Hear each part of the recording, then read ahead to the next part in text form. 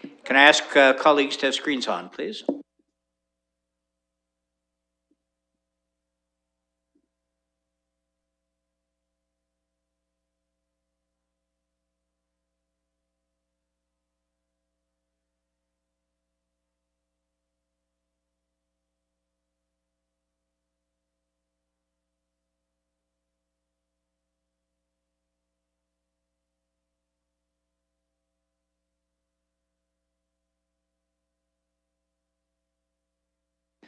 I've just been advised by the clerk not to touch all the buttons so I don't break things here. Have we got all screens on, please, for those who are here? I'll just confirm with the clerk for quorum. We are good. So colleagues, welcome to the, excuse me.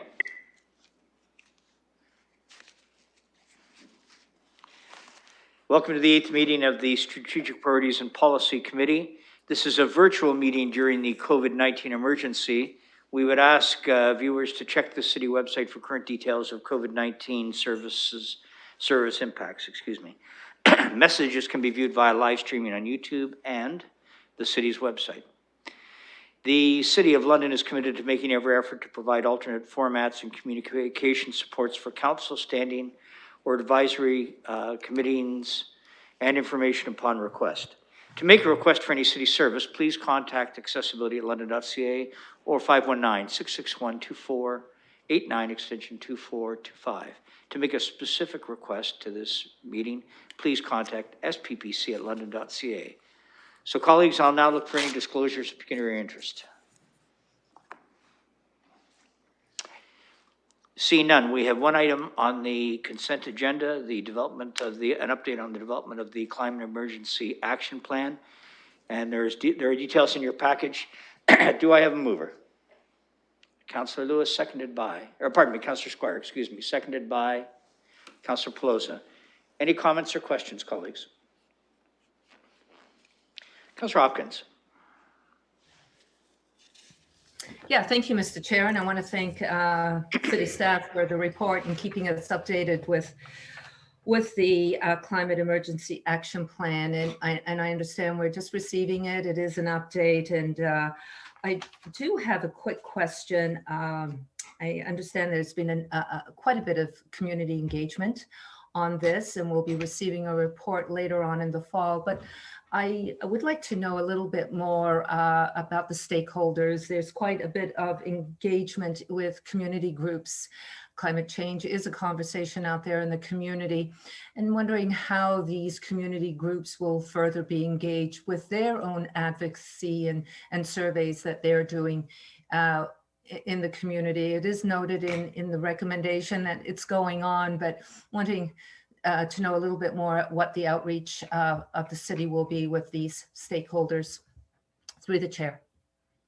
Thank you. Let's ask Ms. Scher to start us off.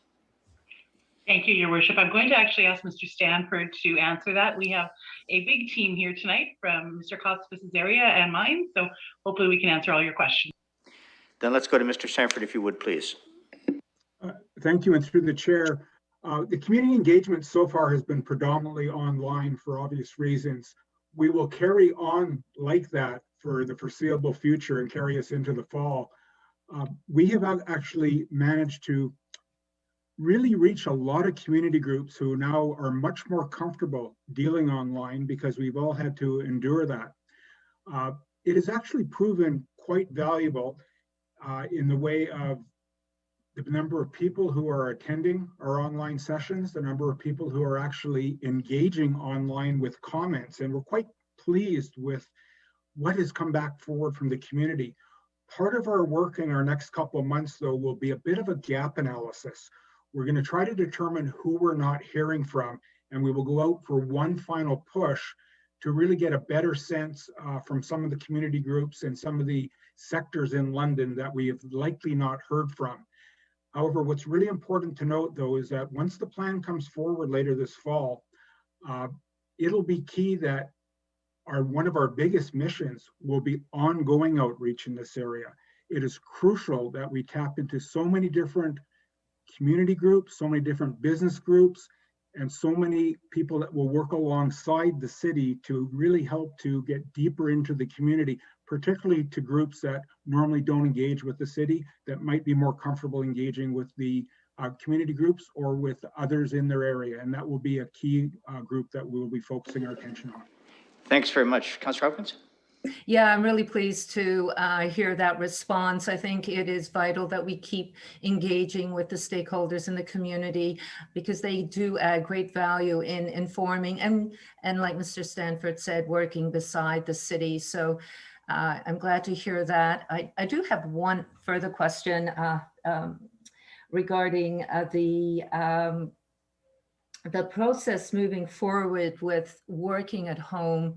And if we have started looking at how that is going to look like, I know we're probably not into recovery at the moment, but just wondering when that is going to be taken into account as we look at the climate action plan. Mr. Stanford. Through the chair, it is very fascinating what is occurring because at the city here, of course, with many of, if not most of us working from home, we're really getting a better sense on a variety of environmental benefits that are associated with this. And this is something that working with our senior leadership team, of course, we'll be getting a better appreciation of how we return to work and what will look like. But we're also recognizing some true benefits that are occurring from working at home. So these are items, part of our corporate and our internal work that we are working on right now to sort of determine what will be things that maybe the opportunity for some permanent features into the future that will be wise from a financial investment as well from an environmental investment. These are some big discussions that will be occurring with many in the city. Councillor? Yeah, I'm glad those conversations are going to continue. I sat on a webinar that AMO had last Friday on the city of Brantford. I think has made some drastic changes within their city hall and working from the home. It was quite interesting and you know, also looking at both sides of the story too, how we can also support restaurants and the workplace that we have downtown and combining that with working from the home. So I can see lots of conversations still to be had in the City of London. So thank you. Thank you. I do not see anyone else on the speakers list. So with that, we'll call the question. Oh, Councillor Cassidy, you were hiding in the corner there. Go ahead, please. Thank you. Yes, and my apologies for trying to figure out my buttons so that I could get my hand up. So I just want to make a quick comment. First, a question on the mention about the Adelaide Street underpass. It talks about the reducing of wait times and all of that stuff, and I wonder if the city staff might have, and you know, my apologies if this is throwing something out of left field, they might have an idea on what an estimate would be for the reduction of emissions by eliminating all of those cars multiple times a day sitting at that crossing and waiting. I wonder if they have an idea what that might be. Only because it sounds like engineering, I might go to Ms. Scherer unless she refers me back over to Mr. Stanford. Thank you very much, Your Worship. We have done some work around quantifying the delay and the impacts on emissions. I don't have that figure with me. I certainly can provide it by separate email. There was a definite benefit in this location because of the duration of that congestion versus sort of a road widening project that accommodates the same number of vehicles going more quickly, as well as some safety impacts and the impacts on business support. Certainly can find that number. As I said, I unfortunately don't have it at my fingertips. Councillor? Thank you, Mr. Mayor. I appreciate that. I would be very interested in that information, especially because the length of time that cars generally sit there is longer than the 5 minutes, which is often it's longer than the 5 minutes, which is supposed to be the limit that's allowed. And there tend to be a lot of cars waiting at that stop for the trains to get out of the way.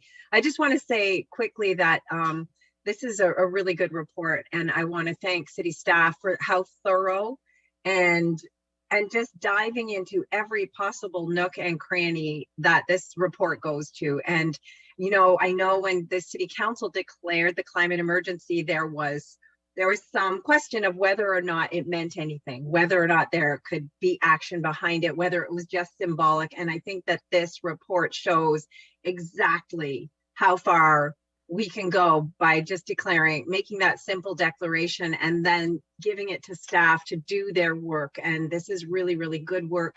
And I too am looking forward to the report that's coming back later on this year. Thank you.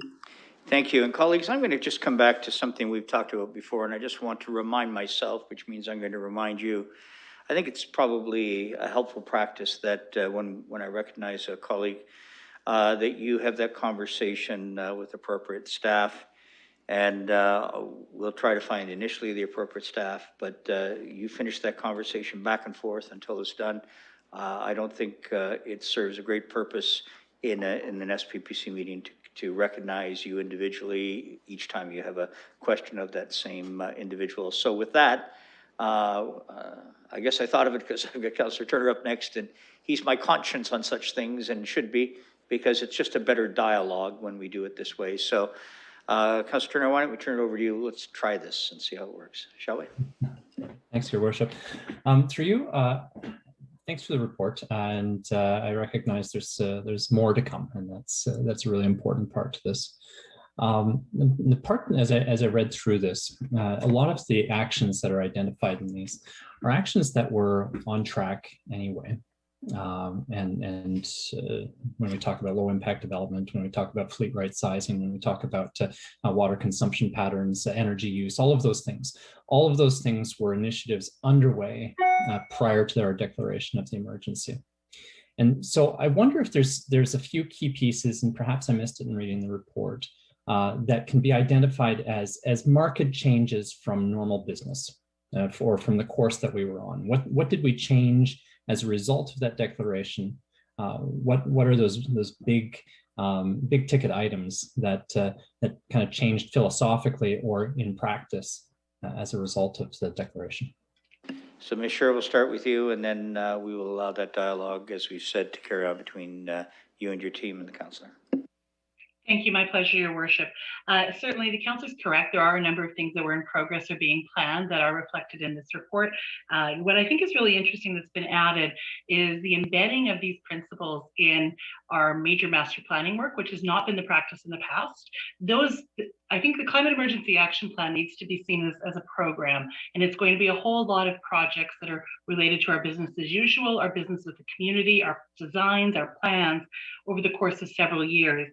So those master plans, and they range across facilities, fleet, water, transportation, solid waste management, wastewater management, have not typically considered climate change as an important and integral outcome in their design. It's baked into everything that's recently underway or just starting, and we're making adjustments even to work that was well in progress. The other things I think that are interesting here is the climate emergency screening tool. We had started off with the idea of a universal tool that would be one size fits everything. And in doing so, it became so cumbersome, it wasn't particularly useful. So what we have developed now is the opportunity for that to really custom fit the particular issues to support good decision making on projects and programs and plans on the big picture stuff in service areas, depending on their needs and where their impacts lie. And you will be seeing something from us this summer on two of our biggest control pieces, which is going to be roadway widenings and transportation and solid waste management. What we found in that discussion with our staff was that there's also a real need, and this wasn't something previously contemplated, to screen our business as usual decisions, our day-to-day operation decision-making, to look for ways to improve how those services are delivered in our community from a climate perspective. A lot of the conversation around climate change is around projects, around infrastructure, big pieces, but there are a lot of little cumulative actions that can actually add up really effectively in our community. So I think there's been some really good work done there. I'm excited about the level of understanding and capacity that we have throughout the organization. I'm really keen to see how it gets built into our development conversations with our colleagues in development, in the communities, developers, and throughout the organization. So there are some really good things here, and we're excited to bring it back to you in the fall with more details on it. Thank you, Ms. Chair. Perhaps to Ms. Livingston, I've noticed on staff reports that we've been reading, there in a number of circumstances they've identified some of the climate change impacts or considerations, and that speaks to the screening tool itself. Will we routinely see a section in every staff report that identifies the kind of those considerations that have been weighed and how it goes against this, how it's been measured against that screening tool for the specific area? Your Worship, I'm happy to answer that, and Ms. Livingston can jump in if she wishes. That is part of our Climate Emergency Action Plan and the capacity building within the internal City of London team. And our expectation is that, yes, we would report out on climate change impacts as part of a standardized section for any applicable reports.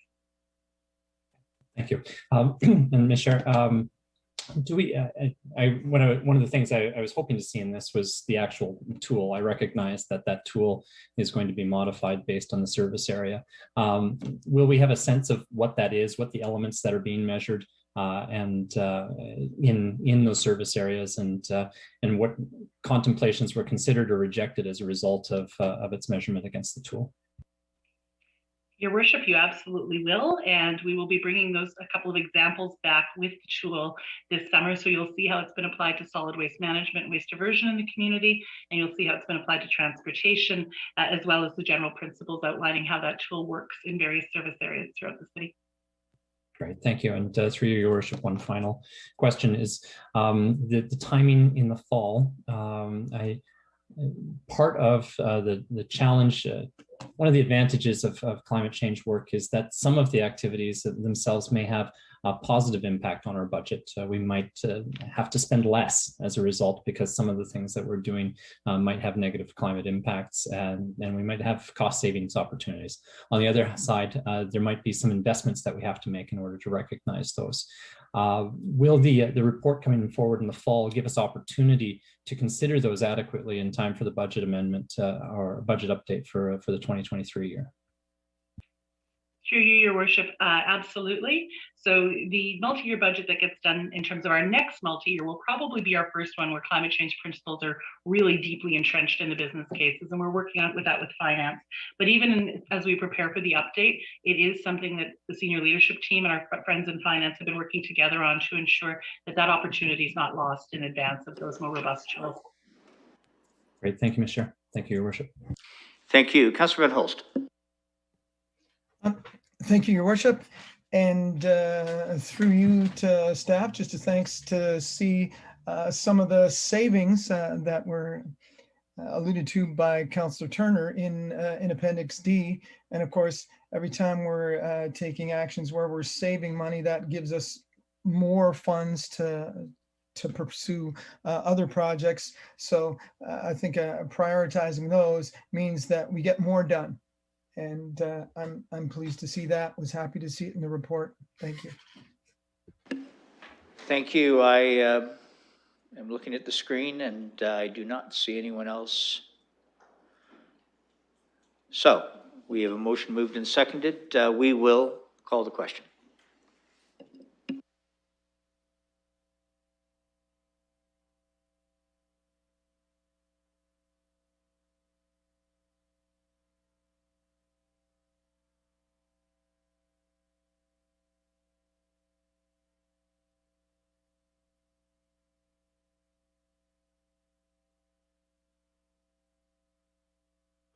Councillor Sully.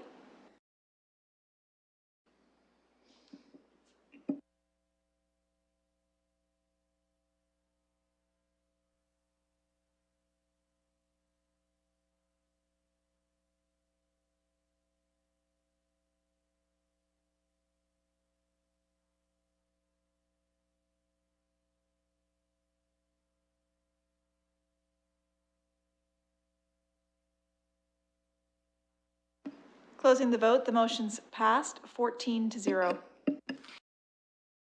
We have no scheduled items. However, we have 4 items for direction. And the first deals with RBC Place, London, 4.1 on the agenda, the COVID-19 financial impacts.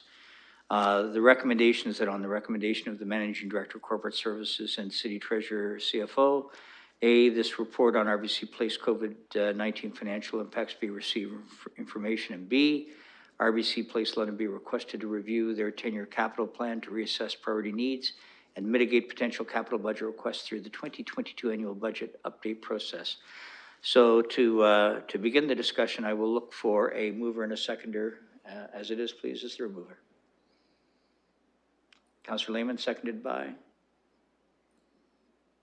Councillor Cassidy. Thank you. I will share with you as well that Laurie De Silva from RBC Place is also available should there be questions that you wish to have directed there as well. But a motion is on the floor. We'll open up for any questions colleagues may have.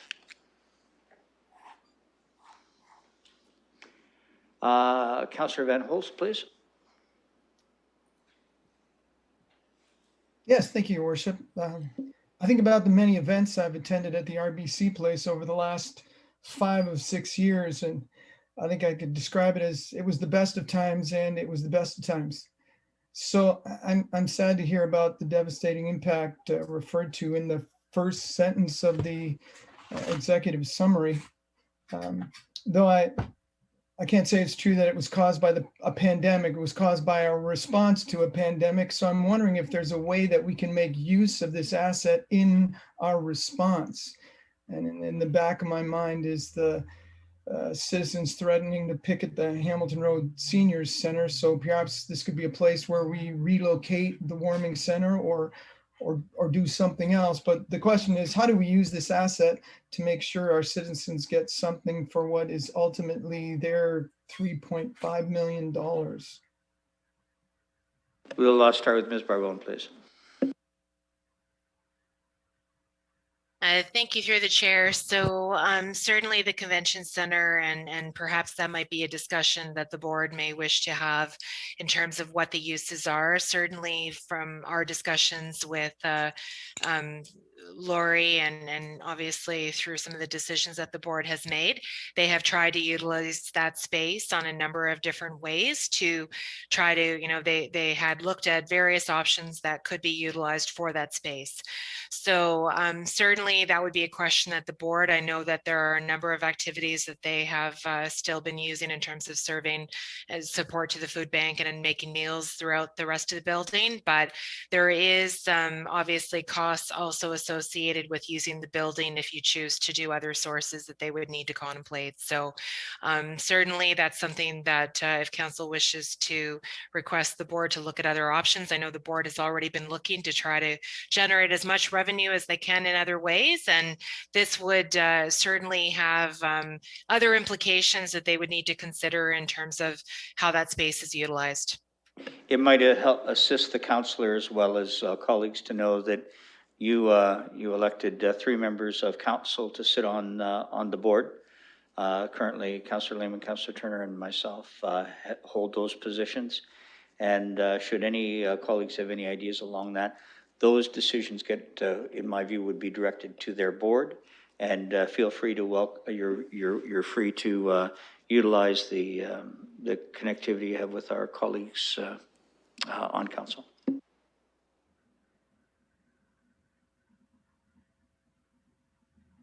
Anything else, Councillor Van Holst? No, thank you, other than saying that this is a very important asset, and I'm happy to support the motion. Thanks very much. I have Councillor Lehman next, please. Thank you, Chair.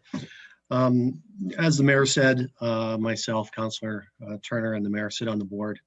And I just wanted to give my colleagues a sense of my thoughts on this and to give them confidence as they look to approve another funding request to keep the convention center viable. Prior to COVID, RBC Place was looking at 2020 and 2021 as having exceptional years based on pre-booking, if not record years. And then last year at this time, as you know, we were shut down by the province. And it wasn't shut down by, okay, you're going to be out of business now for 1.5 years. It was, I think we all thought, well, maybe by, late summer, the fall, we might be up and running in some aspect. So I just want to give you a sense of the confidence I have. I just speak for myself, and I thank the board, because the board has supported management of the job management has done here. Early on, despite the unknowns, they took the hard decision of making some significant changes in operations, including laying off 90% of the staff, which was that's an extremely hard call to make. But they did it, and in hindsight, that was the right thing to do way back at the beginning. They've kept on with the skeletal marketing staff. Obviously security and maintenance had to be retained as well. So I want to speak to the skeletal marketing staff and how important that is.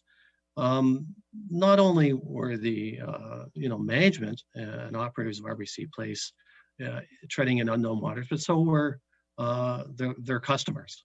And the marketing staff did a fantastic job of keeping relationships with our customers and guiding them through the process to retain that business. And I'm really happy to tell you that 80% of the business is still on the books. It has been postponed. It hasn't been canceled. So I think that gives you an idea of the confidence that the customers of RBC Place has in our operation there, and also gives us an indication of where we'll be when we come out of this. We don't know where we're going to be with transit. We don't know on the hospitality end of things where things are going to land when we come out of this. It probably will be different, but we do know a large majority of people that were planning events at our convention center are still planning to go ahead with those events. And in some ways in the planning, management has looked into possibilities of what could come out of this. There is indications that international conventions that rely on international customers might be harmed, but the winner of that will be regional, convention business. And that's where London shines on. That's our business. So we could come out of this even stronger. I just want to remind colleagues, just due to the ownership of RBC Place, we did not qualify for allowed government supports, including a wage subsidy. So we had no special funding come down like transit did. The convention center is totally relying on the city to get us this asset through in better shape. So when business does return, we're going to be in a really good spot to capitalize this and start to work our way out of this deficit. So I want to thank the management of RBC Place, and I also want to encourage the continued support that I feel council has for this jewel of 30 seconds. The asset that I think we're all realize the benefit to London in many ways that this will continue to provide us. Thank you. Thank you. Councillor Squire. Thank you very much, Mr. Chair. And I think this is a difficult situation, but it shouldn't be a surprising situation to any of us. Certainly as Chair of London Transit, I know that we've received a lot of government money to keep our service going, much more money than this. It's a different kind of service, but I understand that in this climate, we have some difficult situations. And I think the key for me is to know which of our key assets need help and where we need to allocate money to help out with those key assets. So I come from this from the point of view that spending money is always painful for me. This is a large amount of money. If you look at the money we gave previously to the convention center, we've given them 4.1 million for operating, and we'll also maybe be giving them another 1 million. These are real issues that are rising right now in our community, and there's nowhere else for them to go. And I'm satisfied after certainly listening to Councillor Lehman. I'll have a chance to listen to Councillor Turner. This is not an issue of the management of the facility. I think everybody has confidence in them that they've done what they need to do. I will say something later on how we're solving this problem, but I think the idea that we would abandon the convention center today in the middle of COVID is just not tenable. I think there's going to be a lot of future discussions about things like transit. What's transit going to look like in the future? Is it going to be what it used to be? Will the convention center be what it used to be, what it is, was in the past and the future? But I don't think that's the discussion we're going to have today. We have to take the steps that we're taking to preserve this asset, and I think that's an entirely prudent thing to do, and I'm gonna have to live with that, and hope that the turnaround is as good as Councillor Lehman says, and that we won't be looking in the future to provide further assistance. Thank you. Councillor Turner. Thanks, Your Worship, and thanks to my colleagues for their comments as well. I just wanted to pick up on something Councillor Lehman had said about the convention center not qualifying for some of those ancillary government supports from the federal and provincial governments, and that's a really important piece. The convention center being a municipal asset doesn't qualify, and the municipalities have received a fairly significant amount of funding from the provincial government and federal government in terms of transfers to be able to support municipal operations through the COVID times where those might have had financial impact to us. And so that's why we're being asked to kind of front and float the funds required to maintain the convention center. We also have to take a look at it, as Councillor Squire talked about, as an asset. And it's an asset that over the years, in order to get started, in order to establish, there was a fairly significant municipal contribution to do so. The convention center has worked hard to bring itself to a self-sustaining model, and as Councillor Lehman identified, has done a great job specifically over the past few years. And there was no indication that wouldn't continue. So being on the board gives a lot of insight into the measures that have been taken to try and mitigate the impacts of basically a full loss of business. And to be able to try and carry through to the times that we can start rebooking events and have people back in the building again. I'm convinced, and I feel confident that every reasonable measure has been taken and has basically left it at, well, as Councillor Lehman identified, skeletal. It's basically a bare bones as low cost as you can to float through this period of time. So I'm encouraged to hear the words of support from our colleagues, but I hope that you'll see fit to be able to continue the support. And we're looking forward to the days when the convention center and the RBC place can perform as well as it has in past years, and maybe even better. Thank you. Councillor Cassidy. Thank you, Your Worship. And I think there used to be a fine for people that continued to call it the convention center instead of RBC Place. That was when I was on the board up till January of last year when I stepped off the board. So I'm happy to support this. As various councillors have said, this is an asset.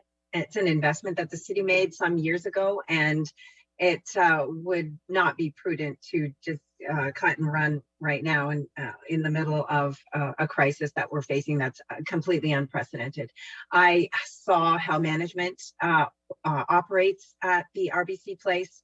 They things short of amazing. I've been to conferences across Canada, and I compare it with RBC Place every place I go, and they don't compare. Even like the biggest cities in Canada, the meals that are prepared, and if you saw, whether it's a gathering of 50 people or a gathering of 500 people, it's the same small crew in the kitchen that run that kitchen like a well-oiled machine. And those events go off without a hitch, and they make London look really good.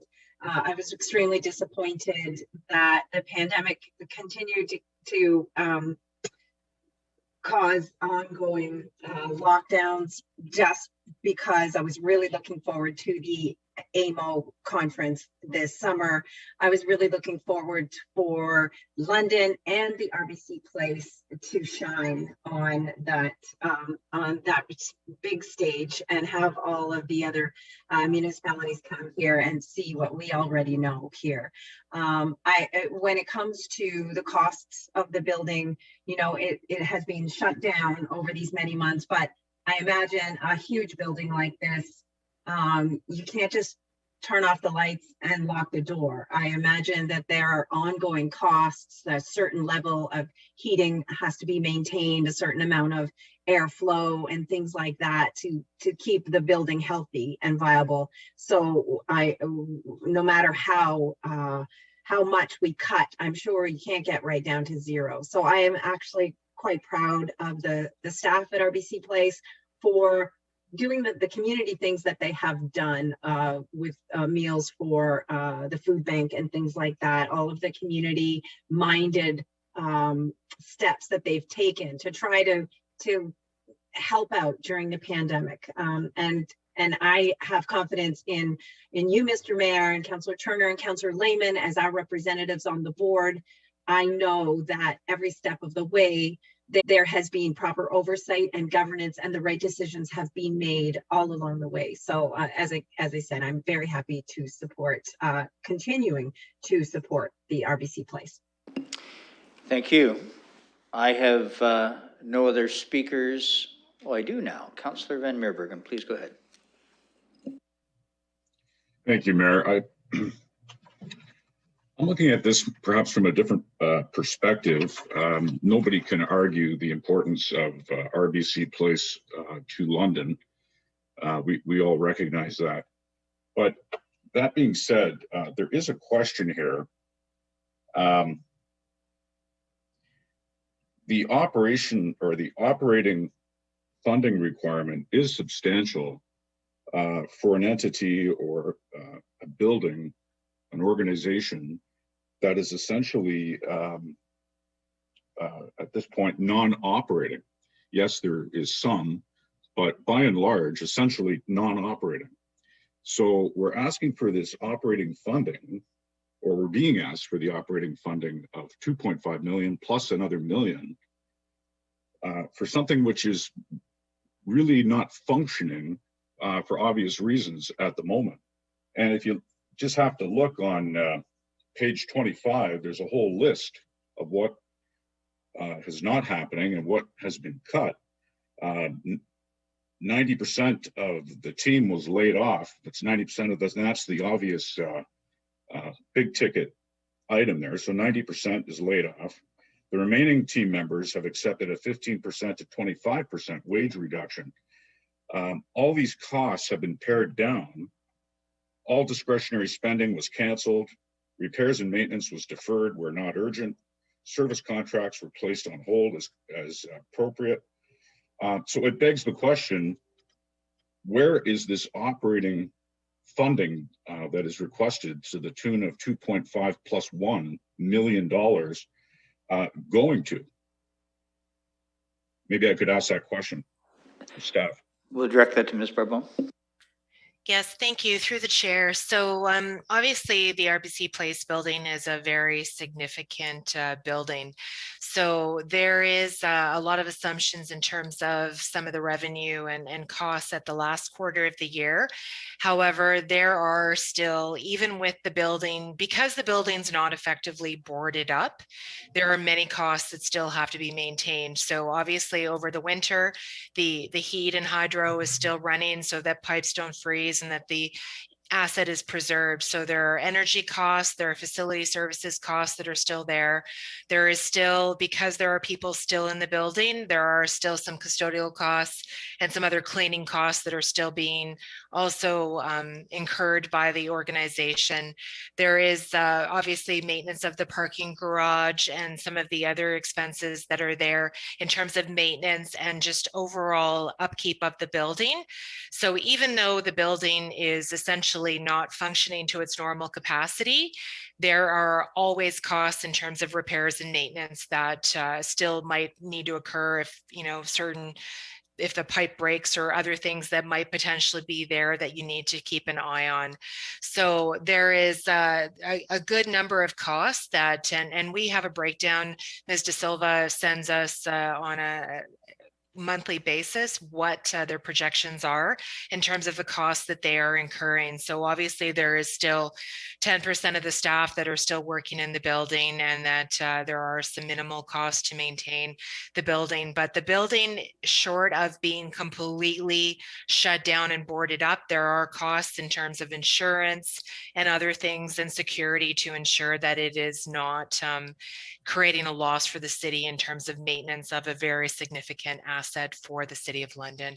So we do have breakdowns, we do have regular updates that are provided to us, and there is still a significant cost in terms of maintenance of the building, even though it is not being used to its full capacity. It's still significantly less than what is normally incurred, but there are those costs do amount in the course of a year.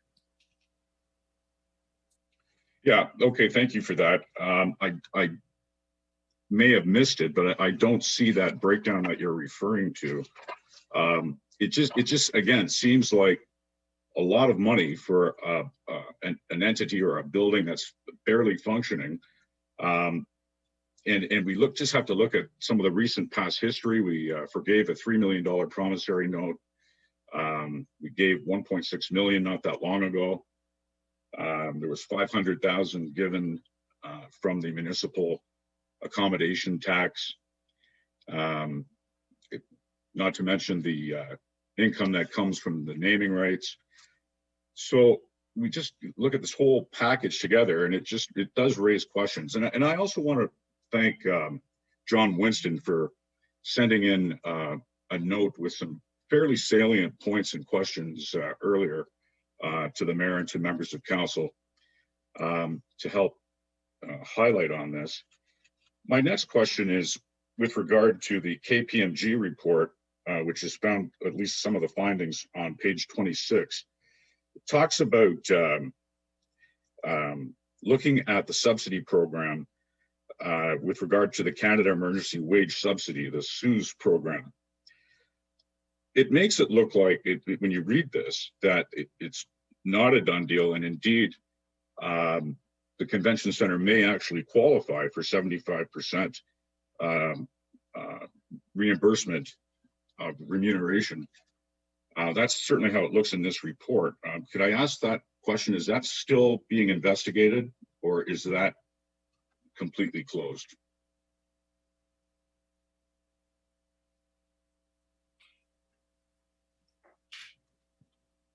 Through the chair, would you like me to answer that? Yes, please.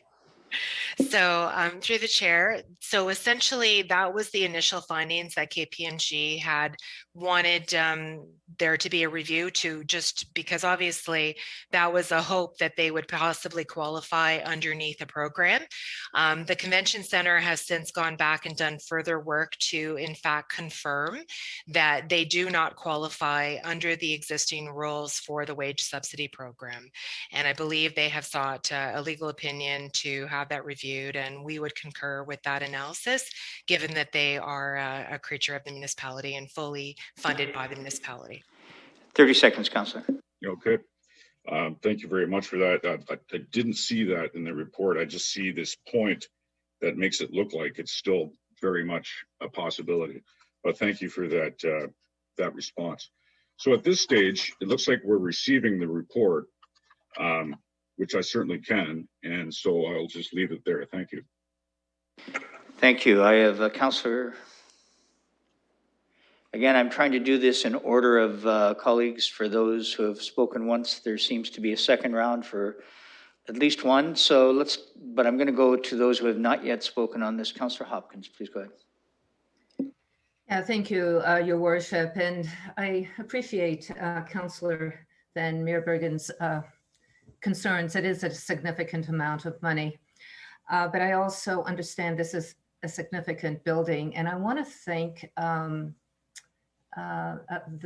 my colleagues who sit on the board for this conversation. I think it is an important conversation to have. One of the things I have learned is that the RBC Place did not receive any government funding. I think that is really important to note. and as well that 80% of our business has been postponed.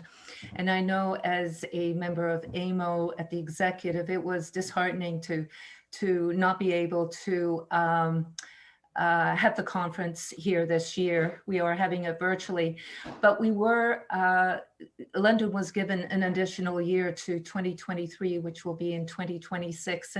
And so that's on the books.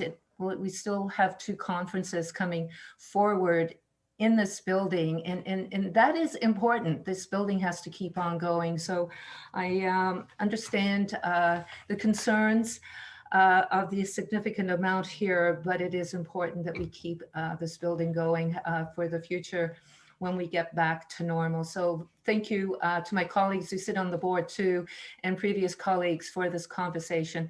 Thank you. Thank you. Councillor Squire. I just wanted to raise the one issue that came out of Ms. Barbone's answer. And I know as a councillor, it's really challenging when you sort of get a report on a Wednesday and the report says, oh, the convention center is struggling and needs 2.5 million for operating dollars and $1 million for capital, without knowing that sort of background that leads to it as we're going along. Now, I know we were told at one point that the convention center may need help, but what I'm hearing with regards to reporting is that staff's aware on sort of a monthly basis of what the challenges were for the convention center. And I just think as we're doing updates in COVID and moving into the future, it would be really helpful to know if there is an organization that is going to be coming to council for an influx of money so that we can deal with that in terms of how we're spending the money. For instance, we had $5 million that we started to spend, and we spent $1.9 million of it. It would have been, at least for me, nice to know that, by the way, the convention center is struggling and it may need a significant amount of money. And I would suggest that somehow we've got to get to that point where as councillors, we have some kind of advance notice as what direction we're going with COVID. So we're not spending money that's in a reserve when other valid proposals are coming forward. And I find that concerning. I certainly met with the manager of the convention center for a check-in, and no, I wasn't alerted on that particular day that there was anything going on. So I'm at least one councillor who likes to have advance notice of challenges as they're coming forward. And I hope that's something the treasurer will consider as we move forward. I have no other speakers on the list. This has been duly moved and seconded. We'll call the question.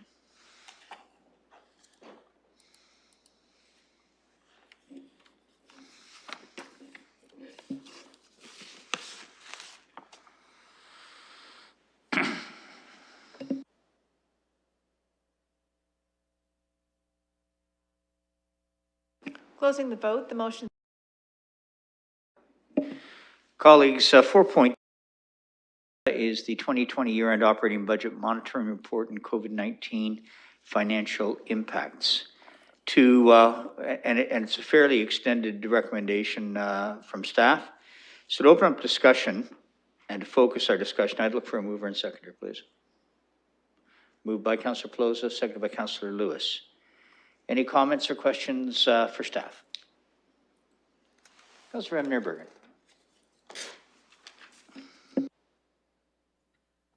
Thank you, Mayor. I'd like to, if we could call D part 1 separately, please, which is the actual motion to move the 2.5 million. Thank you. Done. Anything else, Councillor? If I could just reiterate for the arguments that I stated earlier, it just seems that there's some missing pieces here. When we're being asked for this kind of money, we're being told that it's basically in non-operating mode, and it's being asked for operating funds of this magnitude over and above what's already been given, as I pointed out just a few minutes ago. So with those thoughts in mind, I cannot support the 2.5 million at this time. Thank you. Councillor Turner. Thanks, Your Worship. Just a couple of quick questions. One, this report identifies a couple times the Middlesex Land and Health Unit. There's no funding implications in this report itself. So I just want to flag it. I don't deem there to be a conflict as there's nothing pecuniary in here.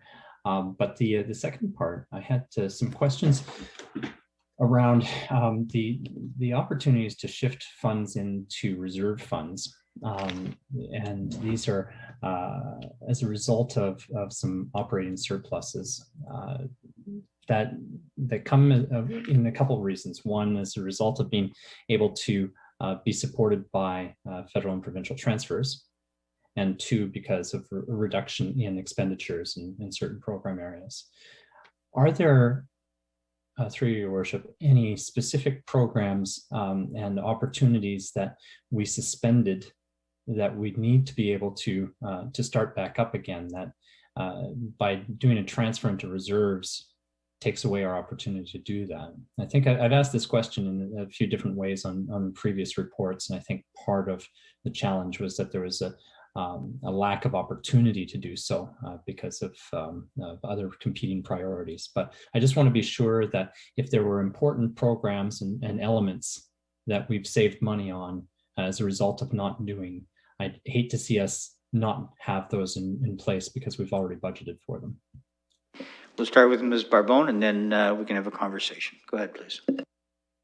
So thank you through the chair. So in 2020, a number of one-time initiatives were suspended just early on while we were waiting to start to see what the pandemic was going to be like. And the majority of the changes really came down to things that we were unable to do because of provincial legislation. So early on, where we had made a couple of decisions that council had ratified through the early reports, were some short-term measures to stop capital projects or suspend things, which we were able to reverse once we found out that we had additional provincial funding late in the year that we were able to do.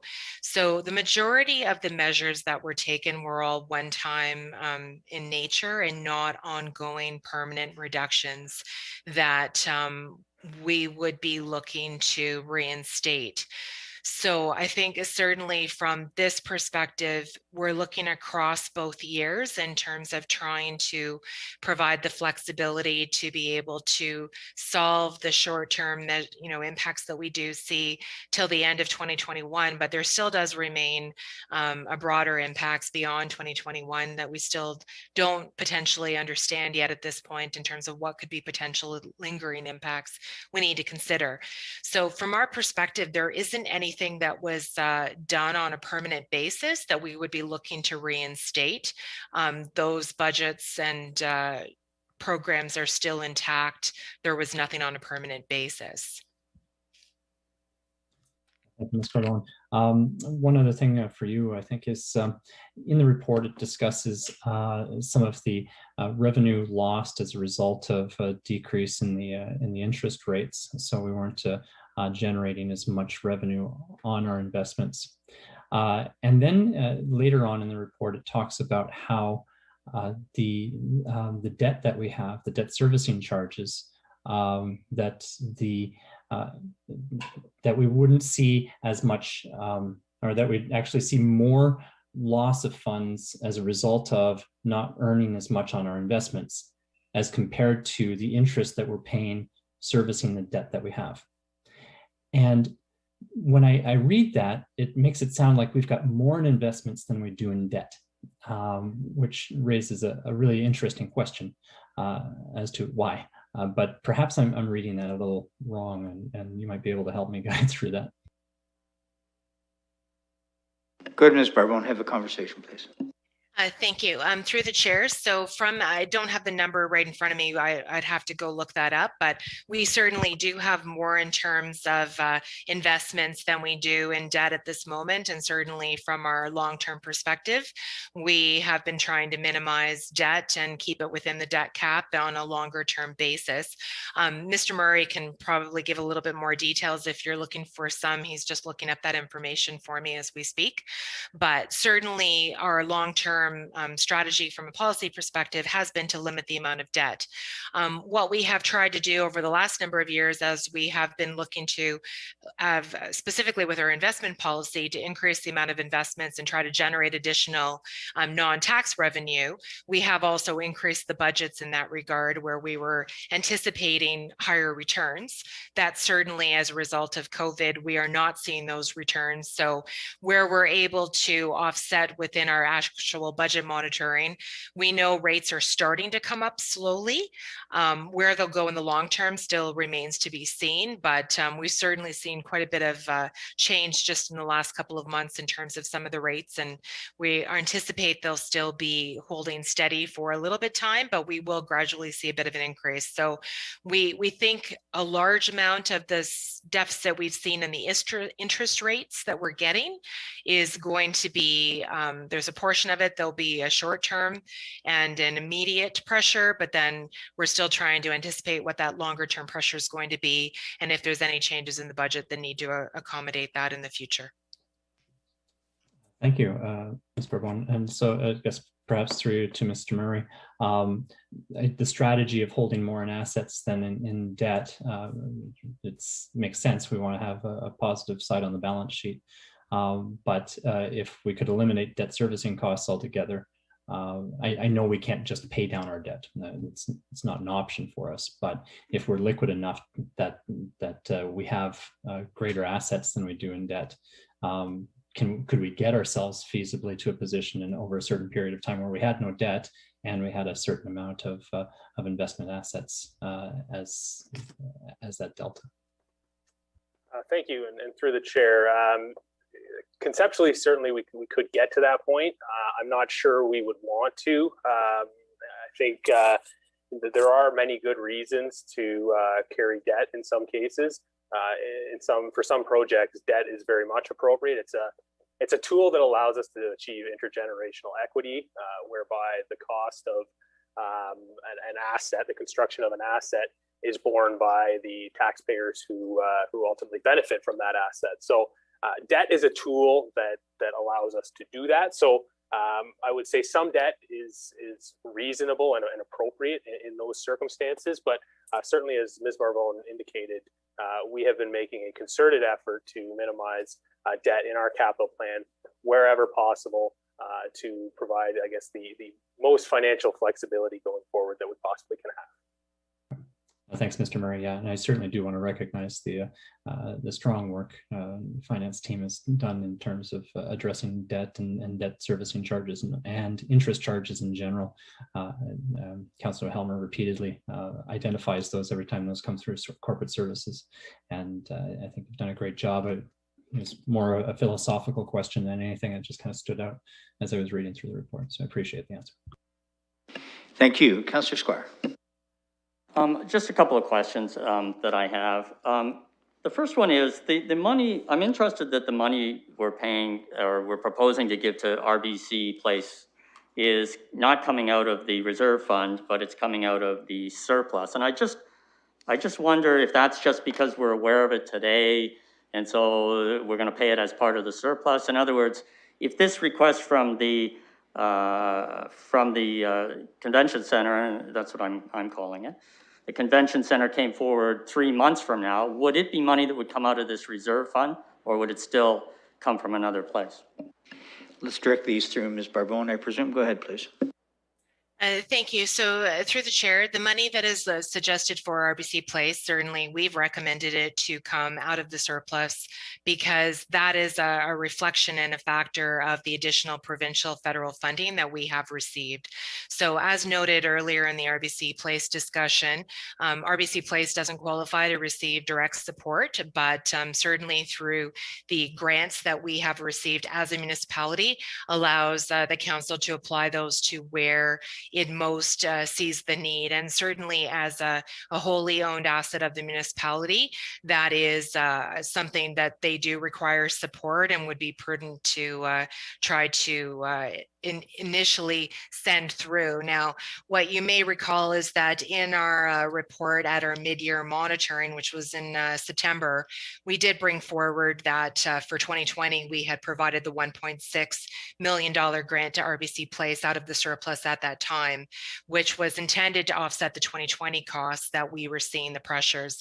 This additional amount is basically to be proactive to support them with the additional pressures that they're having for 2021, noting that we knew in 2020 and had included in our prior reports that they were going to struggle and were going to need some additional work, which is why we had commissioned the RBC report to go forward with KPMG to take a look at what their business plans were and if there were ways that they could potentially mitigate what the support was we were going to need in the future. So this is how we've continued to expand on the recommendations that we had initially noted, but certainly council's, if we were to take it from a reserve fund, it would all essentially be coming from the same place. It would just mitigate how much you would be putting forward there. But there are certainly other options that you could consider if you wanted to draw it from other sources. So just to follow up on that, I think what I'm having difficulty with is we're now going to have a economic development reserve fund with $10 million less the 1.9 I assume that we already spent. I'm having difficulty understanding what kind of COVID-related payments, whether it's for city assets, other things, other businesses, how do we determine that it qualifies to come out of this economic development reserve fund as opposed to coming from somewhere else? So I'm trying to get a feel for how much money we're going to need going forward. So through the chair, thank you for that question. So essentially, through some of the work that you've already seen through the London Recovery Network, there's been a lot of community conversation about how best to support the City of London and the community as a whole in terms of how we recover from COVID. Obviously, from an economic perspective, where you look at how we support businesses as well as the social impacts of COVID, there has been a desire from past conversation with council to try to support our community. This recommendation was there to be able to give a specific amount that council could use as potential ideas come forward from the community that council wishes to support, and to give a little bit of flexibility and also put some parameters around, here's a specific amount that would contain it in terms of what you were looking for social and economic recovery. What we may see forward, so certainly you've seen $1.9 million out of that fund that has already been approved and allocated, and we know that the broader work is now beginning again. So I don't know what specific ideas are going to come forward and whether there will be anything there that council wishes to support. But as we see COVID evolve, we may, and it may not be until possibly the end of the year and possibly even into the first quarter of next year, where you may see some of those ideas come forward, and there may be some very clear actions the council may wish to support in terms of supporting the community from an economic perspective. And that could be a whole number of things from, housing or supporting businesses in terms of putting things in place that might be needed. That conversation is just beginning. So the intent was to allow some finite amount the council may wish to use that would support that. We have not clearly defined that. However, from the Economic Development Reserve Fund, there are very clear parameters in terms of things that you could support from an economic perspective and things that have been utilized out of that reserve fund in the past. That doesn't limit council to not be able to consider other things where we could potentially need to amend the bylaw that could support housing or homelessness or other initiatives that would be of a social or very economic nature. So, I mean, ultimately, this was intended to support some of council's priorities where you seem relevant, but certainly, you know, if the will of council is to put that into a more general fund and have that go to the operating budget contingency reserve fund where there is no potential parameters around it at all, so that should you need to support something in the future that you want to use this money for to support our community as we come out of COVID, we're going to have a long climb out. It will not be done at the end of this year. And I think there will be impacts you will see still in early 2022 that may require other actions to be taken. But I don't have the crystal ball at this point to be able to definitively tell you what those are going to be. But I believe there will be needs. And I think we've heard that from our community as some businesses struggle and some of the community struggles, that you may wish to have some flexibility to advance. I'm trying to keep my question short. I'm still not, and I don't want to belabor this, but what I want to understand is if another city-owned asset, similar to the convention center, comes forward and says, we are in trouble, we need money, is that money going to be available through this fund that we're topping up to with an additional 5 million, or do we have to go somewhere else to find that money? That is my question. So through the chair, certainly through council, our first choice would be, as we have brought forward the convention center, or sorry, the RBC Place ask, we would go through our operating budget monitoring first, and we would look at mitigating the cost through that projection through year end. So if there was another border commission, we would do that through our monitoring first, and then would go through the operating budget contingency first. It was not intended that if we were supporting a border commission, we would go through the Economic Development Reserve Fund, if that is more clear. Okay, then my second question is, and I must have missed this, but I've always understood that we were allocating $5 million to people bringing forward community projects. I'm still at a bit of a loss from my point of view as to why there is this necessity, if that's what we're going to be funding, to put another $5 million into that fund. We spent 1.9 million. Are you suggesting that we're going to have community projects coming forward that are going to take that up to $10 million? So through the chair, I don't know what the cost of those programs are going to be, but certainly we are foreseeing that as the City of London tries to emerge from COVID, there could be other needs that may come through other potentially even service areas that would identify there are programs we may wish to put in place to support our community as we recover from COVID, social or economic. So we do not expect them all to come through the LCRN. We do expect there could be other things council may wish to consider on a broader economic level as we go through to assist in recovery. Thank you. I have no other speakers on the agenda. I'm sorry, Your Worship, I've had my hand up, but maybe I'm off your screen. You were off my screen, but you're back on. Go ahead, Councillor Van Holst. Thank you very much. I have a few questions, but I also want to thank staff and my colleagues for the questions that have already been answered. I guess just bouncing off of what Councillor Squire has said, what would be the process for us to take money from the LCRN reserve and put it someplace else if we decided?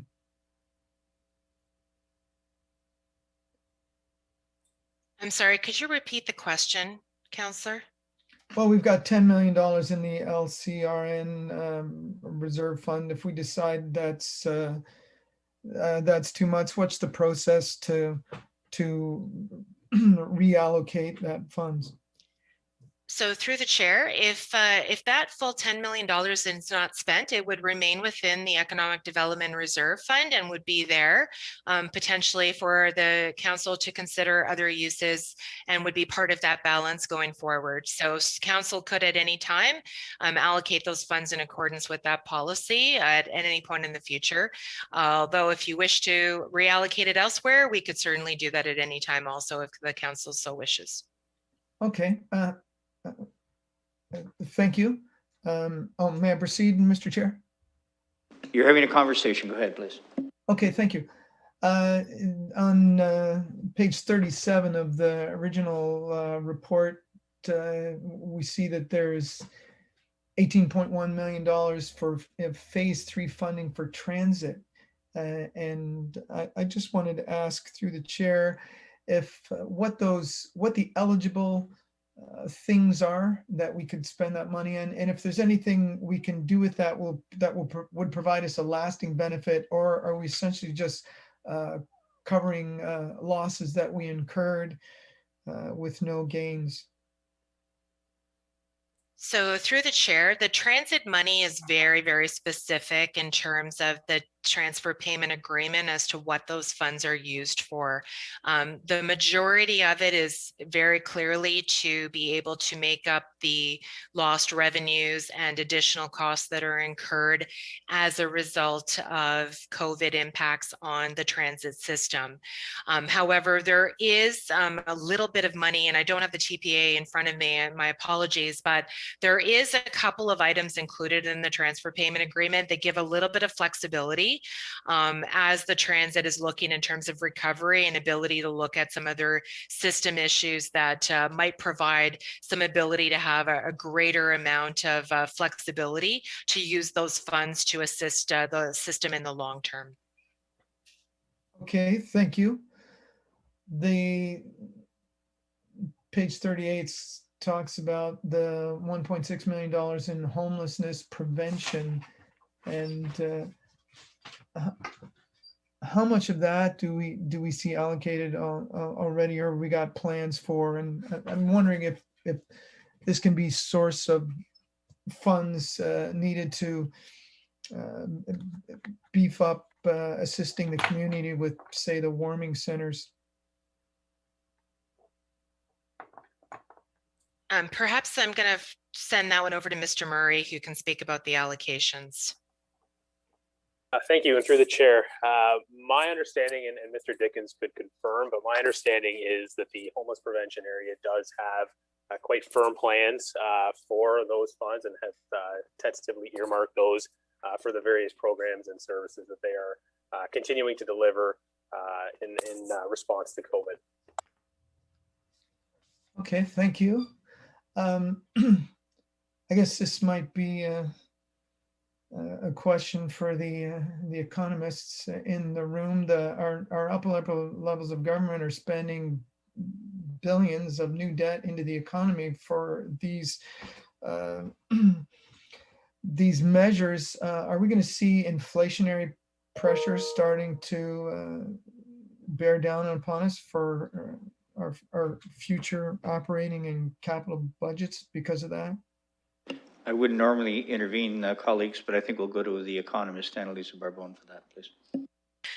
Thank you through the chair. If only I had a crystal ball that I could ensure you of what the inflationary costs were going to be. We're monitoring that very, very closely. It certainly, we expect to see some level of inflation to the extent that it's going to be significantly beyond what we've seen historically. It still remains to be seen. Certainly from some construction materials and some of those, we are seeing some uptakes in terms of just of a supply demand, but it's hard to say at this point, but certainly those are things that as we do our budget monitoring updates, as well as we redo and look at our capital plan for any future budget updates, we will be taking a good look at that and trying to get a better sense of how that's going to unfold in the next couple of months and what potential impacts we're going to see. But our hope is that it will not be significantly beyond what we have seen and projected for, but that certainly we will keep a close eye on it. Okay, thank you. And perhaps my last question, although I do think there's almost room for a motion that we get some crystal balls. But when we calculate the operating surplus for 2021, will any unspent amounts of these funds that have been placed into reserves be part of that surplus? So through the chair, if you refer to the very last, so we included as Appendix C, I believe it is, at the very last page, you'll note that based on the financial impacts for COVID that we're anticipating for 2021 at this point, the surplus that we're putting into the operating budget contingency, we believe will essentially offset the pressures that we're going to see to have a wash. So I think certainly to the end of 2021, over the 2 years, I think we're very well in a very good position and very well poised. That being said, there could be additional pressures as depending on how long COVID impacts and how significant we're seeing the impacts of COVID are and how long they stretch throughout the year. So at this point, I would say good news. We're anticipating to be balanced across the 2 years, but we will continue to monitor on a regular basis in case that should change. Thank you very much, and thank you to you, Chair. Thank you. Deputy Mayor Morgan. Yes, thank you, Chair. I have a couple comments. And first off, let me say I think this has been a good discussion and exploration of the key issues on this topic by my colleagues. I did want to go back to last year because it's important for the public to understand why we generated a $22 million surplus. So first off, we had about $69 million of COVID impacts, and we received $47 million of support from other levels of government. However, the municipality also took about $44 million of action. So, you know, having taken none action, if we took no action and we were able to operate as normal, which was impossible because things had to shut down, we would have been tracking towards a deficit position. So it was because of the actions we took. Now, why did we take $44 million in actions? Is because we did not know if we were going to have funding support or the level of that funding support from other levels of government. I remember working through the FCM on this well into the summer, which is halfway through the year, not knowing exactly what the funding allocation would be for municipalities. And so, you know, we took actions that we probably had a choice on last year if we would have known the funding was in place.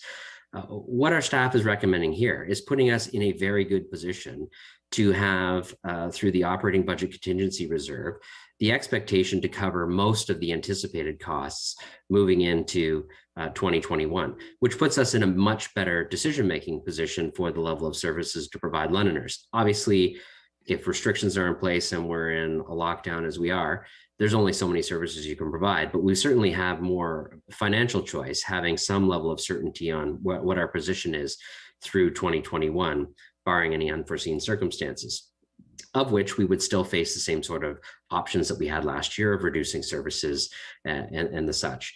So what I want to say is I like the plan that our staff is recommending here. I think it mitigates some of the challenges that we faced last year, of the uncertainty of not knowing what level of support we would be getting, and it sets us up for success in the future.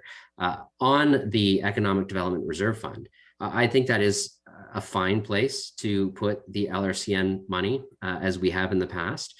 It certainly is a space in the municipal budget that there is no shortage of economic development needs in the foreseeable future. And if the money is not spent there, it is a reasonable fund.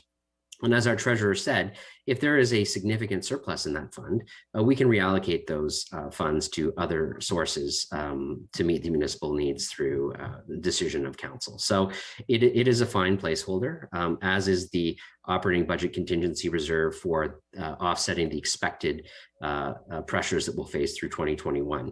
So I wanted to add that context. I do have an economics degree, but I couldn't possibly answer Councillor Van Holst's question. I think there's there's lots of balls up in the air, and these are the types of things people will struggle with through what has been a massive change for government and business economies throughout the world. And I don't think we'll fully understand how that will play out until it plays out. Anyways, those are my comments. I appreciate the discussion, and I'm fully supportive of the staff recommendation that's been moved and seconded. Thank you. I have Councillor Squire. Thank you very much, Mr. Chair. I will be supporting the recommendation also. I think it's going to be important going forward that we're able to, at least at some point, identify where the needs are in the community, whether it's assets that are owned by the City of London, particular business areas that we may have an interest in supporting. And I think we need to know that from those people as soon as possible. I think our staff can only do so much in finding out about these things, and they need to be told, and council needs to be made aware at the earliest opportunity where these needs are going to be. And I say that because although we now have $8.1 million left in that fund, that can disappear very quickly. And I would rather we be spending it as a council on priority items for COVID recovery, not things that don't have valid business cases or reasons to be implemented. And I was heartened when the city manager talked about proposals coming forward from the public that they will be required to have a business case. And I think that's key. We need to know where the money's going, and we need to know that it's going to help us cut out of this COVID situation, that it is indeed something that will help us with COVID recovery. That being said, I think all of us have to have our own criteria for spending money. Mine will be different than other councillors, but I certainly want to see proper business cases before we spend money. I would like to see more financial information, quite frankly, than I saw today with regard to the convention center, although I trust my colleagues that it is a dire situation. And I certainly want to see things that benefit the broadest group of Londoners as possible. I will not be supporting in the future things that serve limited areas and don't serve the city as a whole unless there's a very good reason for doing that. So I understand from the point of view of staff, I've heard the word crystal ball said many times. None of us have a crystal ball, none of us know, but I think there also has to be a desire in the community to come forward to us with their needs and present them in a comprehensive way so that if they should be approved, that we will approve them. Thank you. I have no other speakers on the speakers list. Councillor Hummer, go ahead, please. Thank you. I wanted to say a very good job to everybody for controlling costs and managing through what was a tremendously difficult year. I know we get these reports every year where we take a look at the financial year end and how do we do versus the forecasts partway through the year. And this year has been a very difficult one. 2020, we couldn't have possibly imagined what was going to happen. We just approved the budget, a week before COVID pandemic hit. And when I think back even to the report in September, which was talking about sort of where the things stand, at that point we're about, 200 days into the pandemic. At that time we had about 28,000 cases in Ontario. We now have 450,000 cases in Ontario. That wasn't really that long ago, September.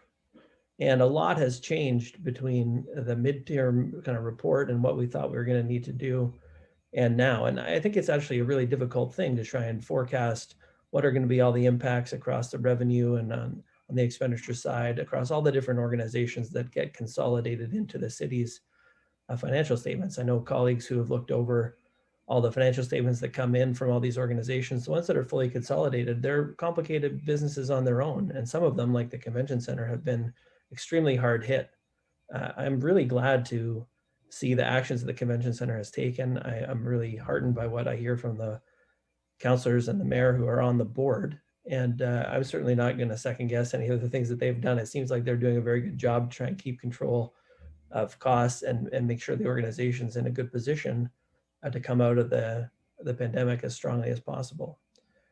I do think that sometimes we can get boxed into a very small part of the overall city in terms of reserves and reserve funds. And I think my approach anyway, I'm not sure if everyone on council sort of has the same approach, is if we need to mobilize resources to solve problems during this pandemic, I'm gonna do that, and I'm gonna support it. And it's not just in the Economic Development Reserve Fund, across all the various city reserve funds and reserves, we have over $1.2 billion in reserves and reserve funds, discretionary funds. There's a lot of funding.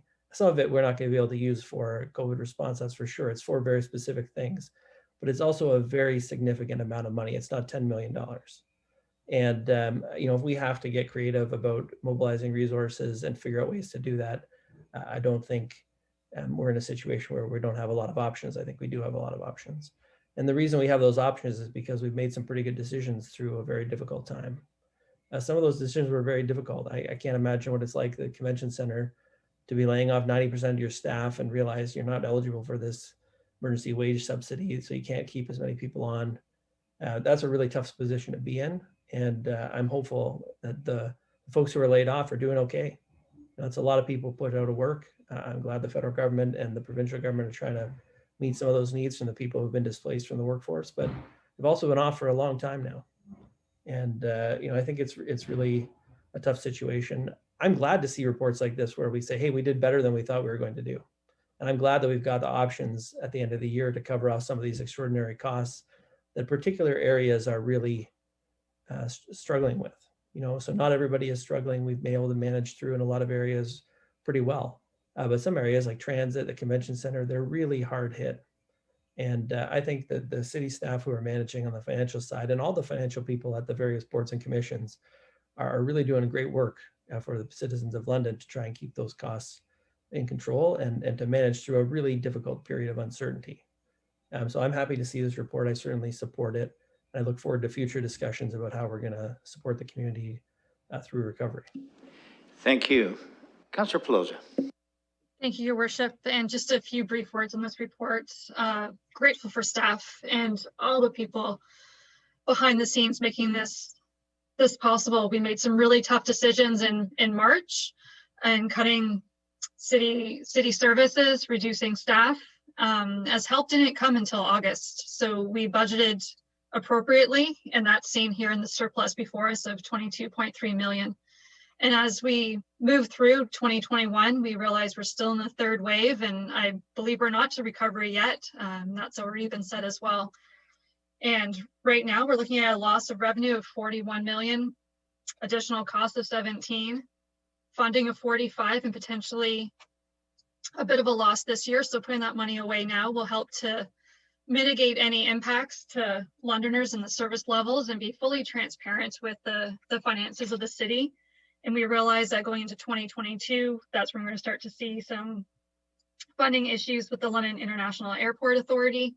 And as Londoners know, the city owns a bunch of assets, being RBC Place. We have funding impacts with the airport. Dearness Home has seen lots of impacts as well.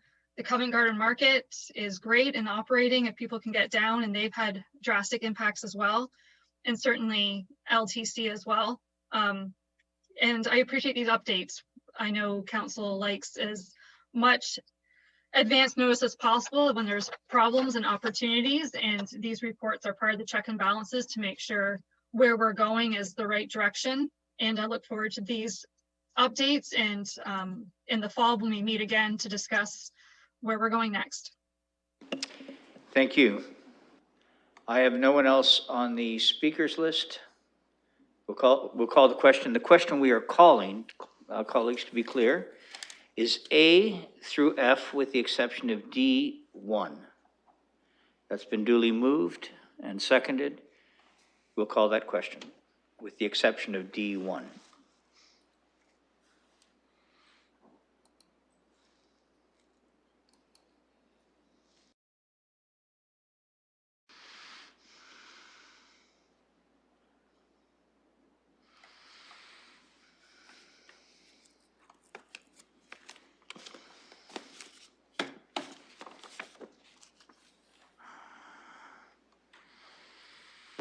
Closing the vote, the motion's passed 14-0.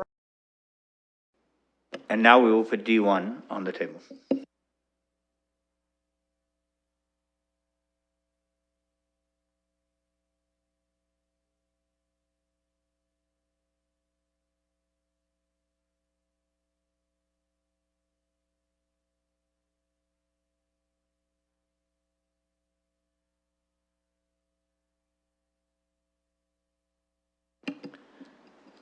Closing the vote, the motion is passed 13-1. Colleagues, on your agenda, just as a reference point, we had an added from Mr. Chris Butler, which went into the first vote of 4.2. And as that was on your agenda, I did not mention that, but I'm referencing that for the benefit of the public. Colleagues, I'll turn your attention now to 4.3, the 2020 year-end capital budget monitoring report and COVID-19 financial impacts. So to open up discussion on the recommendation from staff, I'll look for a mover and a seconder. Is there a mover, please? Councillor Pelosa, seconded by Councillor Cassidy. Any comments or discussion?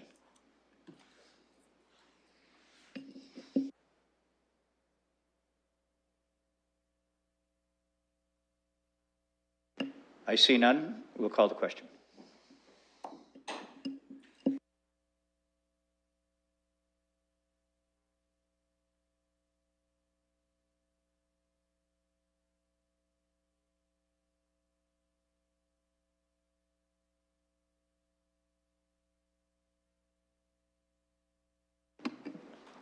Closing the vote, the motion's passed 14-0.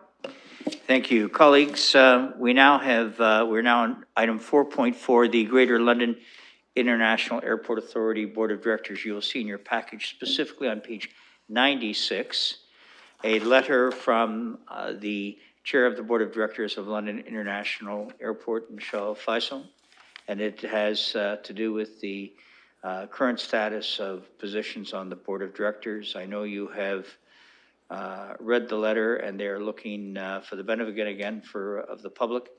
They're looking to provide to us some potential for recommendations for us to consider at a future date, still within the timeframes associated with one particular retirement from the board. So we've been asked to receive the letter as presented. Councillor Van Holst, seconded by Councillor Van Meerbergen. Thank you. Comments or questions? Councillor Van Holst, do you have a question? No, Your Worship, but I did want to extend my thanks to Mr. Graham for serving on this board. I'm quite proud of the London Airport, and although it's certainly been challenging for them this past year, but that's also a great asset to the city, and I'm sure we'll receive some great nominees to look at when this process is completed. Thank you. For the benefit of those who do not see this letter, Mr. Bill Graham, it's his intention to step down May 6th, so there's still a bit of time. Your points are acknowledged, Councillor Van Holst. Seeing no other comments, we'll call the question.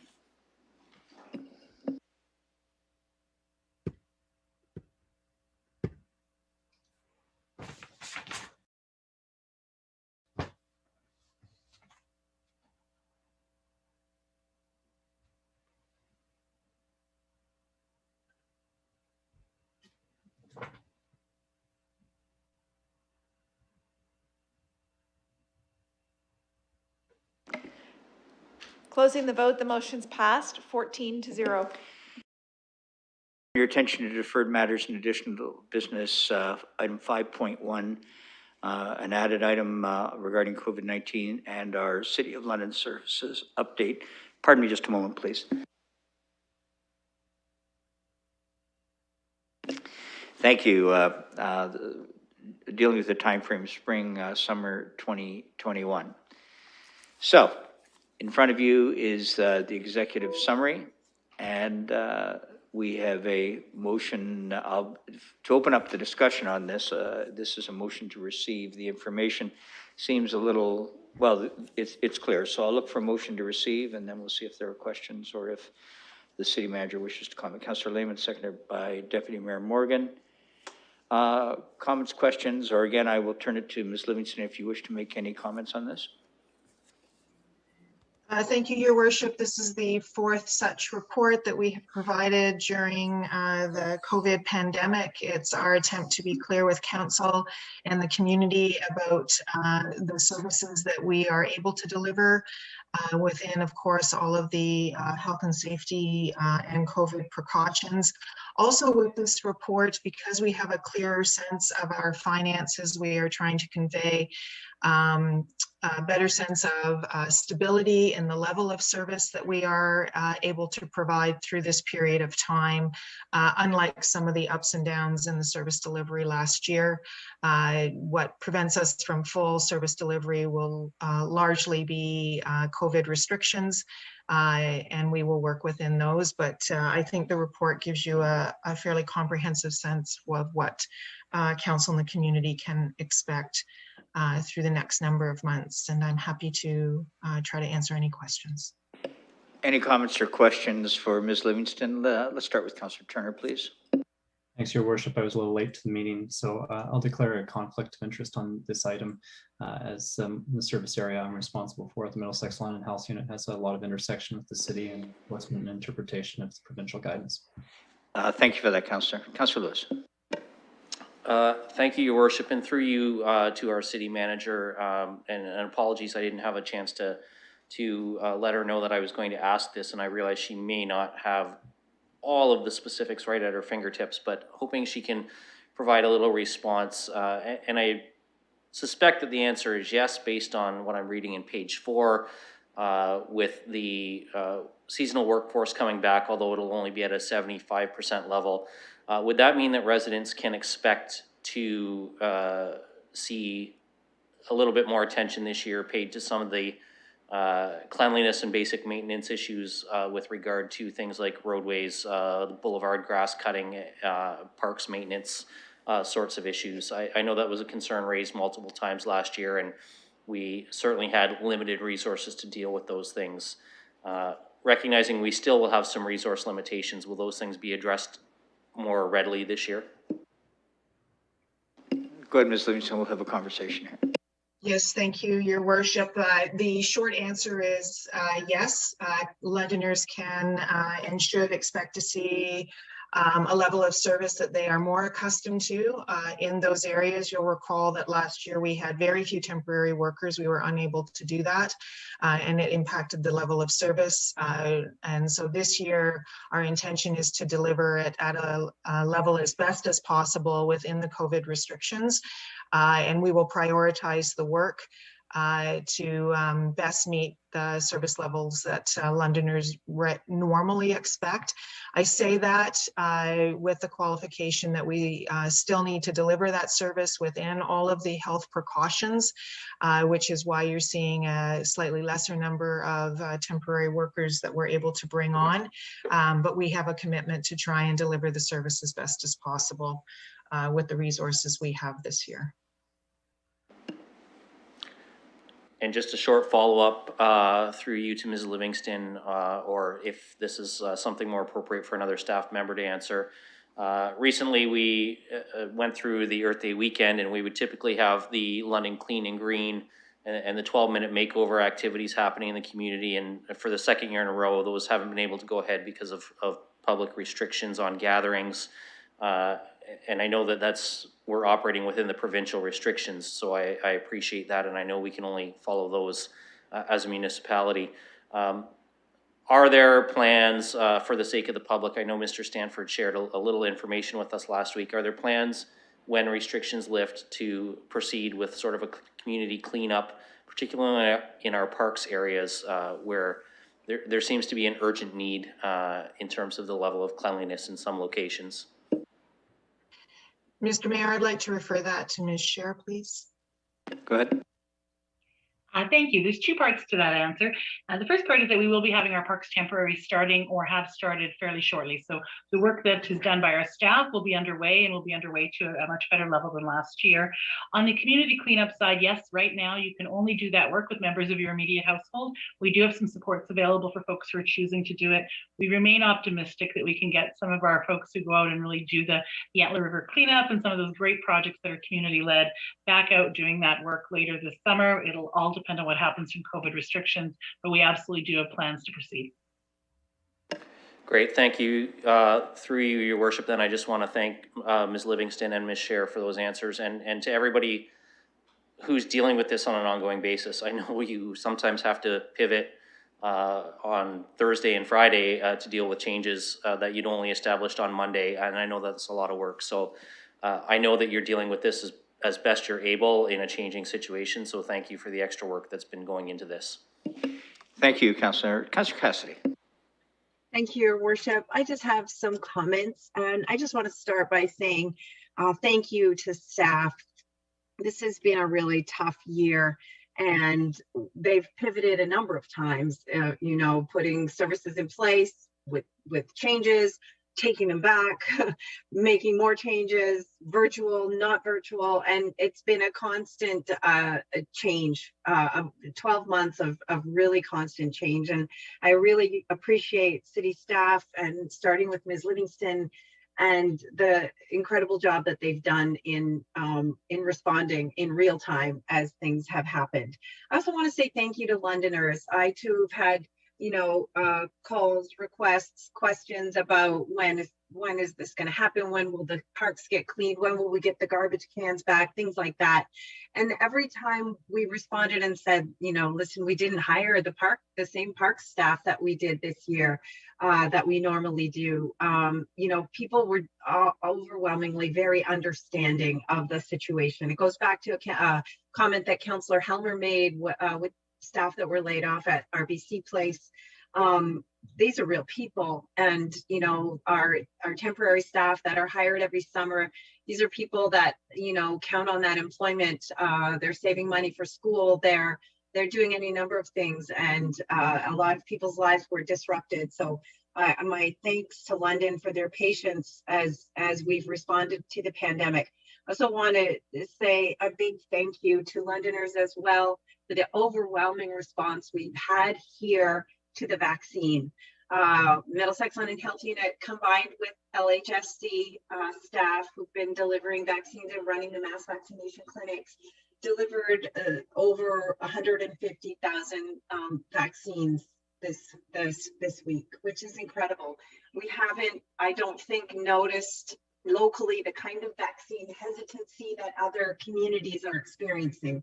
Londoners want to get their shot, and that is really heartening, because it will be that kind of mass vaccination that is going to help us to get back to normal. We're seeing evidence in other areas where people are still catching COVID, and so this idea of herd immunity is kind of a distant, faint hope. And what we really need, because what these vaccines do is they prevent death more than anything else. They prevent death, and we're seeing the results in that, because we've seen the numbers of people dying going way down. And Mr. Mayor, I want to thank you especially for advocating so strongly on behalf of London, which has been a hot spot, which has seen our numbers soaring over the last few weeks. And you continue to advocate very strongly and forcefully to make sure we continue to get the doses. We did see a reduction from about 12,000 to about 9,000 doses this last week, which is not great, but hopefully when we see this influx of vaccines coming from Pfizer in the next few months, it's going to really help to keep turning things around in London. I had my vaccine last week. I had the AstraZeneca shot. My family doctor was one of the family health teams that is administering vaccines, and luckily I was able to book a shot there. So I encourage everyone to get vaccinated. Keep yourself safe, keep your loved ones safe, and we will continue to get out of this together, and we'll continue to move forward. Thank you. Thank you. Deputy Mayor Morgan. Yes, thank you. And through the chair, I think this report is linked very well with the previous report and the final slide in Ms. Barbon's presentation, which showed the net projected COVID impacts in 2021 at 12.4 million, and the contribution to the operating budget contingency reserve at 12.3, which leaves a gap of just 0.1. And I think that's important because that level of stability in being able to project forward will help Ms. Livingston and her team deliver on providing some much clearer expectations for the public about the types of services we will be providing this year, how we're going to provide them, and alleviate some of the what Councillor Cassidy described as, oh, I can't remember how she described it, but the everything's changing, it's all over the map, and you know, it can get frustrating for people when that's the case. So, you know, in the report, when it says the civic administration has focused on delivering as many services as possible. So as many as possible. They may be modified, they may look different, but we're moving back to be providing the services that Londoners need and expect as best we can, given the restrictions in place. And having that financial stability and expectation of knowing that we've set some of this surplus money aside allows for a level of predictability that I hope Londoners will appreciate. On the staff side of things, and I know a couple of colleagues have said this, I would say, like, it's amazing the work that our staff are doing, particularly through this exact time. If they're like me and they have, you know, 4 kids out that door, 3 of them doing online learning at different times of the day, and still providing services for Londoners, you know, remotely at home, like, that is an amazing amount of work. Like, I can barely juggle these balls, and our staff are providing these services through this challenging time. So kudos to them and Ms. Livingston and her team. This looks like a great report, and the level of predictability that you'll be able to provide in the coming months, I think will give great comfort to Londoners who are also, you know, like me at home, just trying to figure out how each day is going to run, and knowing that the city is there for us is really helpful. So thank you. Thanks very much. I wonder if I could ask the, I'm sorry, Councillor Lehman, did you wish to say a word? No, I'm sorry, I missed that. Then I have Councillor Van Holst. Go ahead, please. Yes, thank you, Your Worship. I'm not happy with the provincial restrictions, but very pleased at how conscientiously our staff deals with those. And looking through the report, I just wanted to flag one of the things that was on its way, and that was the free emergency childcare for school-age children starting April 19th, 2021 for eligible healthcare and other frontline workers. So depending on available spaces in licensed childcare centers and home childcare. So I think that's something, certainly in light of the comments that Councillor Morgan made, will be a very valuable service. And I see a number of things there that are coming back that we missed out on last year. So pleased to see those things. And I think people will be happy that this summer will be a little better than the last one. Thank you. Thank you. I have Councillor Squire.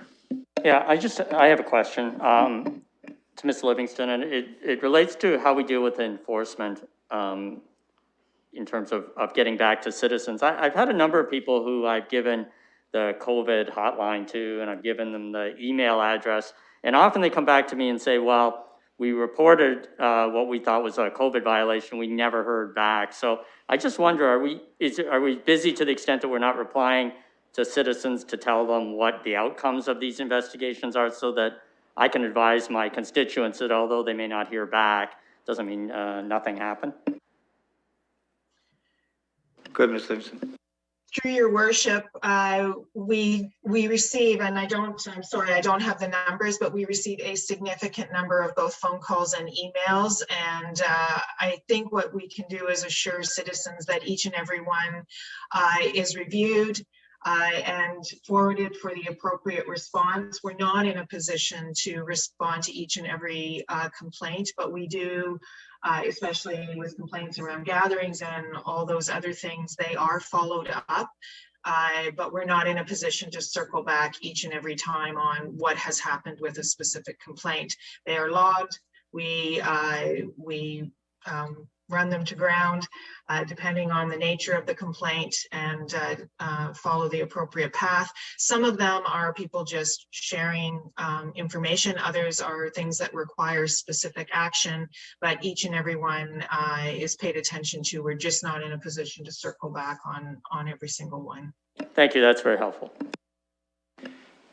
Thanks very much. I see no one else on the speakers list, but I will ask the Deputy Mayor to take the chair, please. Sure, and I'll go to the mayor. Thanks very much, colleagues. You know, there's an irony that today we received this report from our city manager. There wasn't one person that I know that wasn't deeply affected by the loss of a little 13-year-old girl in Brampton the other day, and how that drove home how real this is. And just even a couple of short days before that, Londoner and Olympian Alex Kopach was interviewed from his hospital bed in LHSC. And he talked about what he felt was his near-death situation. He thought he was going to die.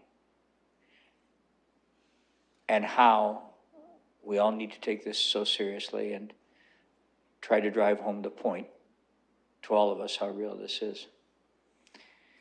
And I look at today, and the absolute irony of this report, colleagues, coming out today is, today, London hit the 10,000 mark.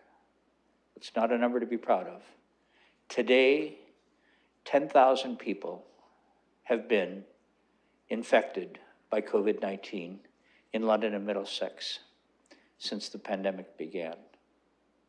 It doesn't get any more real than that. And of that, almost 200 souls lost. And we've already had a moment of silence on the first anniversary of the first death here in London, Middlesex. And it builds on a couple of comments, one that Councillor Cassidy made a reference to tonight when she said it's been a really tough year. Well, it sure has for a lot of Londoners. And we know that, we empathize, and we as a council are doing what we can do to help support those needs. But I would also say that as tough as it's been, we've shown that there's been a resilience. We've shown that Londoners can come together for greater good. I remember Councillor Helmer once talked to me about the urgency of now, he called it. And now is the time for those who are eligible to get their shots. I'm told the reason that we had a reduction this week in shots is because at the federal level, I'm told by the provincial government, that there was somewhat of a decrease and maybe perhaps a reallocation. I can't tell you that. But that those numbers will be going up significantly. I've heard that from Minister just even today. And they will go up dramatically over the next number of weeks. And that should give us some cause for hope. But it only matters if those who are eligible get their shots, please. So I would like to salute the library working with the Middlesex London Health Unit. And I would like to acknowledge faith-based leaders and community group leaders and all of you who are encouraging your eligible constituents, our eligible Londoners, to get their shots, please, for everybody's sake. There'll still be some frustrations, we know, as not everyone will be able to get them immediately, but I am confident with the emphasis that the senior levels of government are putting on trying to drive home the need for vaccinations to come to our community and across the country. Just get the jab. That's what we're asking people to do. So with that, Deputy Mayor, I'll pass it back to you. Thank you. Yes, and I will return the chair to the mayor. I have no one else on the speakers list that I see. So with that, we have a motion that's been moved and seconded. We'll call the question.